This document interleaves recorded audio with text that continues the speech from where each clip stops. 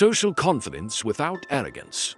Walk into any room, and you'll notice two kinds of energy. The loud kind, the one that needs attention, demands validation.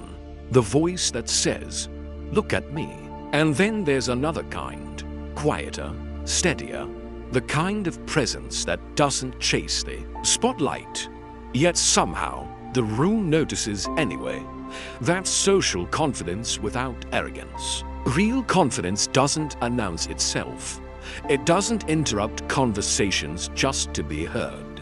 It doesn't inflate stories to look impressive. Because confident people don't need to prove their worth. They already know it. Arrogance is fragile.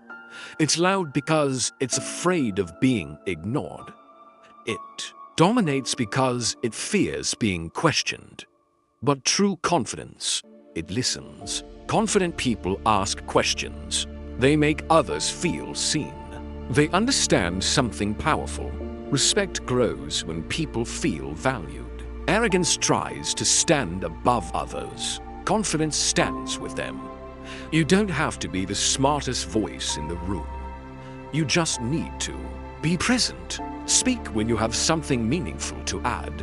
Stay quiet when others deserve the floor. Because confidence is knowing you don't need to dominate every moment. And here's the secret most people miss. Confidence isn't about believing you're better than everyone. It is about being comfortable with who you are even when you're not the most impressive person in the room. It's shaking someone's hand without shrinking yourself, but also without trying to make them feel smaller. It's walking in with calm energy, not loud ego. Arrogance creates distance. Confidence creates connection.